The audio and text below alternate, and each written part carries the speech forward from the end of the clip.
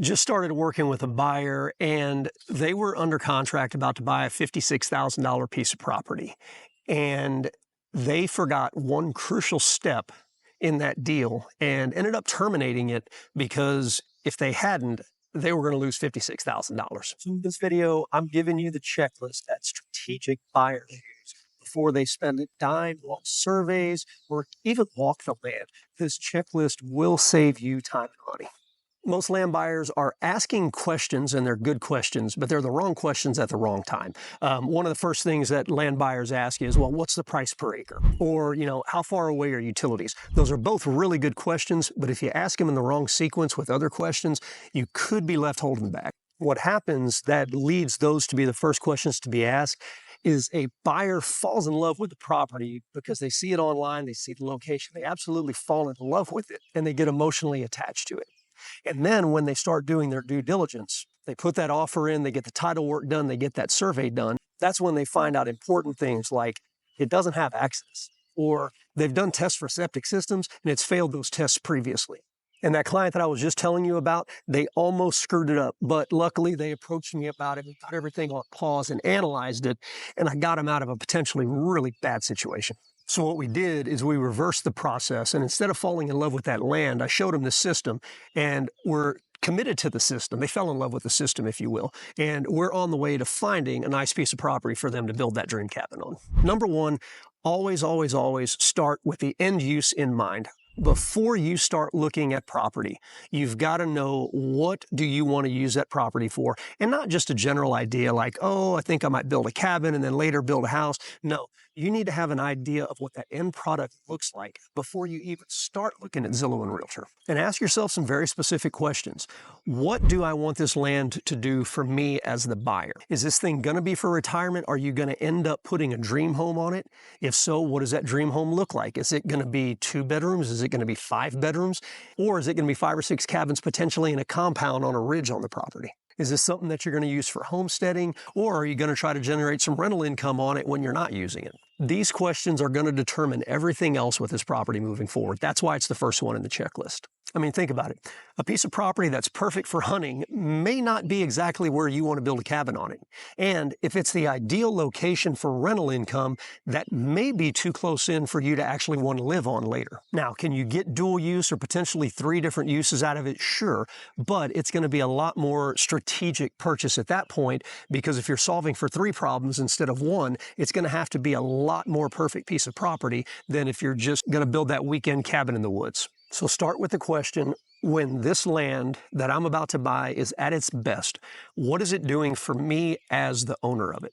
If you can answer that question clearly, you're going to filter out probably 90 or 95% of potential listings online. You're not even going to look at them. It's going to save you a ton of time. All right. Second item in the checklist is know what the deal killers are before you ever start looking at property. In my mind, there's 3 potential deal killers, but you might come up with a few other ones once you figure out what that end use is. The first one is that if the soil fails a perk test, it's a deal killer. If you can't put a septic on that property, you're not going to build your house. Now, can you put a cabin on there with an incinerating toilet and use it as a weekend camping getaway or a hunting getaway? Sure. But if it fails that perk test, for me, if I'm doing anything other than that, that's a deal killer. The second major deal killer is there's no legal access. And I know there's a lot of discussion on this, and people are like, well, it should be illegal to sell property that doesn't have legal access. And, maybe they're right, but it's not illegal, and sellers do it all the time. Now, unless you're a helicopter pilot and you want that really remote piece of property that you can land your copter on, most people are not going to buy a piece of property that doesn't have legal access. So we need to find that out as soon in the process as possible. And then the last major deal killer is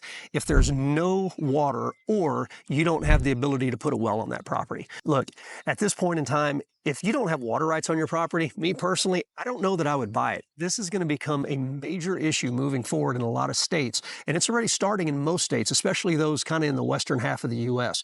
Water rights are a real deal. If you don't have the ability to put a well on a piece of property and there's no water there for you to actually run that cabin or that house or whatever you're trying to do, deal killer.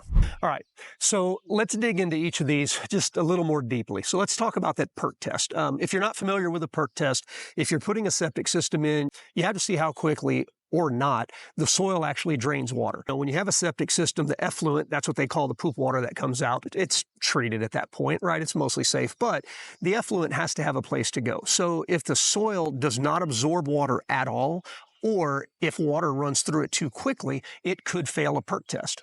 And if it fails that perk test, you're not going to be able to put in a traditional septic system. You're going to have to do something different. Now, again, whether that's an incinerating toilet, something like that, if you have a backup plan for that, that's one thing. But if your plan is to put a septic system in and you don't do this test, or you wait until right before closing to do it, you might end up losing money if you find out that you can't put that septic system in for that 5-bedroom mansion that you're planning to build up on the top of a mountain. Case in point on this, I was talking to some folks, and after they had spent about $1,500 on a survey and they had already paid for delivery of title docs and stuff like that, they finally got the perk test and they found out that they were not going to be able to install that traditional septic system on it. Okay, they went to find out, if we can't install a traditional system, how much is it going to cost us to, to put in a system that will work? Because in this case, I think there was a lot of shale in the ground or something like that. So a traditional system would have cost about $25,000. In order to retrofit it for that soil, it was going to cost them $45,000 to $50,000 just for the septic system. That alone blew their budget. So it was actually a good thing. They had only lost about $2,000 on the property, but just think if they had thought to do that perk test earlier on in the process before the survey and all of that stuff, they may have even saved that $2,000. So not only do you need to do that test, but it's typically one of the last things that people think about before closing. So maybe move that up in your timeline and get that done as soon as you possibly can. The next one is making sure you've got legal access. And guys, it's really, really important to understand the first part of that 2-word phrase, legal access. In order to have legal access in most states, it has to be recorded with the county or with the state. All right, this is it's a notarized document. All people that have rights to that property have signed off on it, and it is a legal access point. Now, in some states, I understand that you can put a driveway in, and as long as it's been utilized for X number of years, the owner of that land has to give you access, but that's not the case in every state, and I know it's not the case in Texas, because if you don't have legal access, even if there's a nice little road that's always been used, if that front property ends up getting sold off and that new buyer does not want you to travel through their property to get to yours, if it's not a legal access, they can fence that thing off and lock you out. And yes, maybe they should make it illegal to sell land that doesn't have a legal access or a deeded access. I get it. Maybe they should, but they haven't everywhere. So you want to make sure that you're not taking a realtor's word for it, you're not taking a neighbor's word for it, or anybody else's word. You're going to go and you're going to look at that deed and you're going to make sure that there is access to that property. It's a good time to remind you, even if you don't know where to go for that, you should have a team wherever you're looking for property. Okay, if you're looking in Central Texas, call me. I've got the team together. I know exactly where to go find, the deeded access records and all of that stuff. If you're looking in other states and you're not really sure who to go for, reach out to me anyway. I've got people all around the U.S. that I know I can put you in contact with experienced land agents and also experienced builders in other parts of the country. And the third one of those is water access or water rights. Okay, if you have municipal water up at the front of the property you can tap into, that's a good thing. That's a good start. But understand who has the access and who has the rights to the water that's on the property, both surface water and subsurface water. In Texas, just like people have reserved mineral rights for the last 100 years because of oil, people are starting to reserve water rights, or at least a portion of water rights, so that they could potentially go back later and sell those water rights to a large company or even a large city. Case in point, San Antonio's been digging wells all the way from San Antonio almost out to Houston so that they can pump water back to San Antonio to provide water for their citizens. If you buy a piece of property and you go to put a well in, but then you find out after the fact that SAWS, which is San Antonio Water Systems, has all the rights to the water on that property and you can't put in a well, holy crap, you're screwed. Now, that's an extreme example, I get it. But my point is, make sure you understand who has water rights and who has water access on that property. And if you've got a well on your property already, make sure you look into the deeds and see, is that a shared well? Is there a shared well agreement? Are you going to have to share that water with your neighbor or with 4 or 5 neighbors? It's a thing I see here in Texas quite a bit. But again, that's something that you've got to be able to check the deeds for to make sure, okay, do I have to share this well? How deep is the well? You can usually find that out in public records unless it's a super old well. But find those things out because, here in Texas, we've got dry seasons. If that well in this part of the hill country is only 200 or 300 feet deep, I can guarantee you it's going to go dry at some point just because when we have a drought, there's no water flowing in those upper aquifers. You've got to go deeper to get to that water. Now, remember, all of this stuff changes from state to state, but here's a few ways and some resources that you can use to find out ahead of time when you identify a property and you're like, yep, that property fits what I want to do. Okay, here's some resources that you can go into to start looking ahead of time for things like these. Go to the county websites. Most states now have, whether it's a county or a parish or whatever it's called in that state, most of them have websites dedicated to owner records, and you should be able to see things like property outline. You might be able to find deeded easements and things like that on the county records. So it's worth going to the county and looking for these things, doing searches on that county website. Another thing, especially here in Texas, a lot of times on those county websites, you can find well records and that data related to them. So I can go on and I can find out at least the wells that were dug in about the last 30 years. I can get onto county websites and look and find out when that well was dug, and I can find out approximately how deep it is. Now, there's usually not going to be records about how much water it produces, but if I know how deep it is and I can go and I can look for other wells around that property to see if all those wells are about the same depth, I'll at least have a pretty good idea of, if that well's going to be producing or not. A way you can get ahead of the PERT tests and the septic system issues is to go to the NRCS Web Soil Survey website. You can run a search for it on Google, and it'll bring up layers of kind of what soils are in an area. And if you pinpoint the address of the property you want to buy, you can go on there and get an idea of what the soils are like. Then go back to the county and ask them, hey, with this type of soil, are you seeing any issues putting in septic systems? If the county can't answer that for you, then call a local septic company and say, hey, I'm looking at a parcel over on this piece of property. Have you put in any septic systems, or do you think there's any issues with that? You might be able to get some insight on that stuff before ever having to spend money on a PERT test. And then the other thing you can do is reach out to the local health department and find out, hey, have there been any previous tests, whether it's a PERT test or a well test or anything like that? Sometimes they have those records and you might be able to get access to them. So again, these are things to do up front. Once you identify a piece of property that you like, start with those types of questions and, those searches on Google. Number 3 on this checklist is you have to understand timelines and the timeline game when it comes to buying land and building on it. One of the biggest myths in land buying is that you can make a decision on a piece of property in a weekend. And I know there's stories out there, somebody that's like, I saw the land and it was perfect and I bought it and now I've got my dream property. Okay, I get that.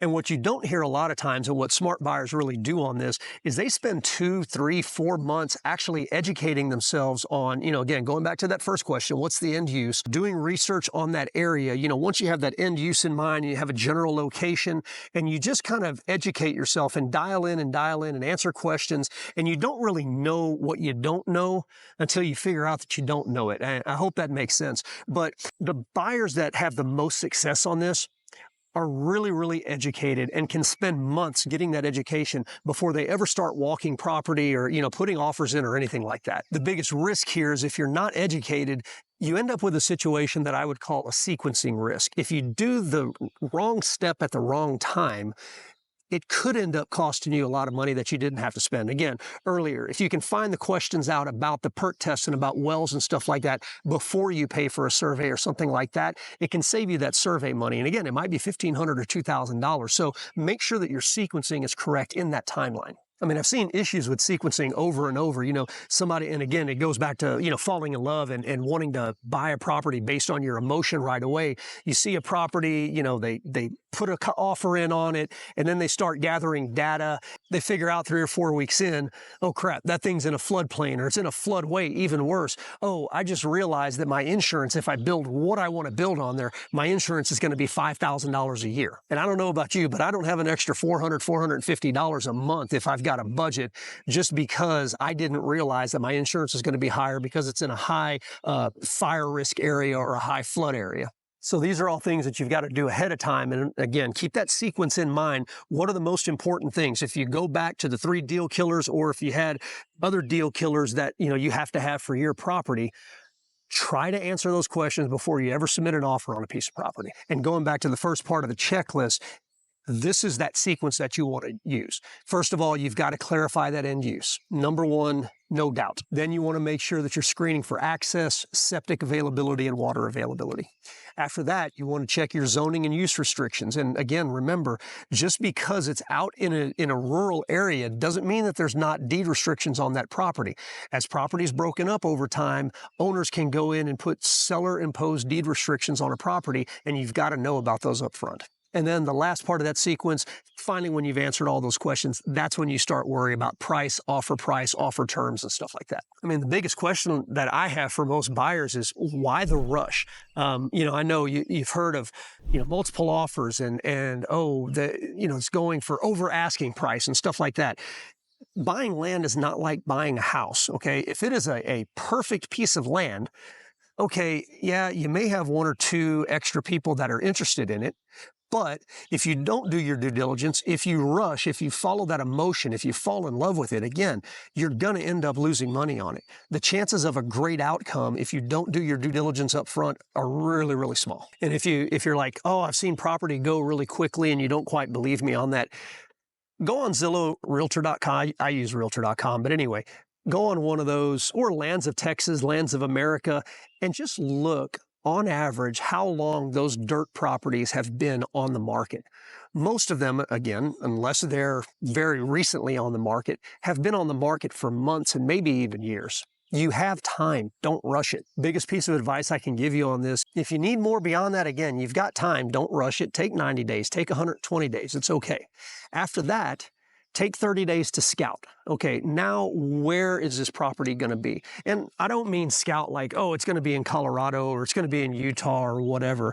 I mean scout like in Colorado, that end use, if I want a mountain home and I want views of 14,000 foot peaks and I want my front porch to face south, okay, go in there and get in Google Maps and open up a satellite image and start looking for the ridge line, start looking for, marking on there, where are the peaks, where might you get views? That's scouting. Once you have that end view in mind, scouting doesn't mean, a general area. Scouting means looking for the very specific things that you need in that property to make it perfect. And then once you've done that, now you've got time to decide. Take 2 or 3 weeks after you've identified a property. Make sure you're walking it. Make sure you're doing all the things. Make sure you're getting out and meeting neighbors if you can meet the neighbors. And I know a lot of times it's hard to do that out of state. Me personally, when I identify a place in Colorado that I want to go take a look at, I've got to fly or drive to Colorado to go look at it. But I know that more than likely, it's still going to be on the market when I get time to get up there. So again, I'm not in a rush. And I also have assets in Colorado. I've got realtors and builders that I work with up there in different parts of Colorado that I've identified, and I can have them go out and get eyes on it for me. So again, it comes back to make sure you've got local assets in those areas where you're looking. If you live there, great, you understand that. If you don't live there, find somebody, find an agent, find a builder, find a lender, find somebody locally who can give you that local insight. And again, if you don't know who that is, reach out to me. I can put you in contact with people. And once you're talking to those local assets, have open, candid conversations with them. Look, when you're working with me, I want you to ask 1,000 questions, because the more questions you ask, either A, I will answer them and you're going to have, a better chance of success with whatever you're looking for. Or if I don't know the answer, I'm going to go find out the answer and I'm going to get educated in the process as well. So when you've got those local resources, use them, ask them questions. I mean, if you've got a builder, ask him, hey, this is kind of what I'm envisioning building and this is where I'm building it. Is there something I'm missing? What have I not thought about? Because if you're, let's say you're in New York or California and you want to move to the Texas Hill Country and you call me and you're like, hey, I want to build a single story, 4-bedroom and have a swimming pool and I want to have a view. What have I not thought about? Okay, well, one of the first things I'm going to talk to you about is siting that property. You don't want the back of that house with your swimming pool facing west, even if that's the most amazing view, because that's the hottest part in the summer. I would try to find something that faced anywhere from north to south, with east to south being my preference, because I don't want that cold north wind coming onto my back porch in the winter. So those are the things that you don't necessarily think about sometimes. So when you've got those local assets, ask them what you haven't thought about. Encourage them to educate you. Don't go in thinking that you know exactly what you want, because even though you know, what you want may not be feasible. And I don't say that from a, from a position of arrogance or anything else, because even when I built my own house, there were things that I didn't know. There were things my builder had to educate me, and I've got a history in building houses, right? And I grew up, not in a small town, and we were in the country all the time, so I thought I knew, and my builder educated me through the process, and I felt better, moving forward as I asked questions because those things were answered for me. So don't be afraid to utilize the people that you're putting in place around you. I mean, they're a team. Utilize them as a team. They're going to make up for your shortcomings. So make sure you're able to ask and take their advice to heart and actually consider that when you're going to purchase that piece of property. And just reiterating for you here, there's really two kinds of buyers when it comes to land. Well, houses too, but really land.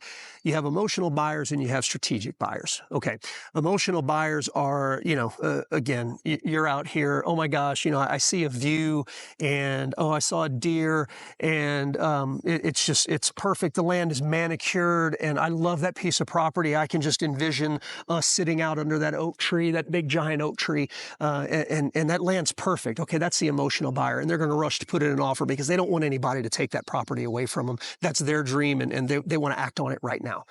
And then those other buyers are the strategic buyers. They're the ones going in, trying to figure out setbacks, trying to figure out, does it have legal access? What's the slope on the property? How much is that foundation going to cost me? Am I going to have an 8-foot or 10-foot exposed foundation on the back of my house? And now if I want to put in a pool, either I've got to build it all the way up to as high as my house is, or I'm going to have giant steps going down to it. And the biggest difference in those types of buyers is one of them's chasing a fantasy. They're chasing something that they can see in their mind. And the other one is building a legacy and making sure that the money that they've earned and that they've worked for their whole life is going to be protected and that asset's going to be protected. And if you're serious about buying land, whether it's this year, next year, whatever, this checklist, absolutely critical for you.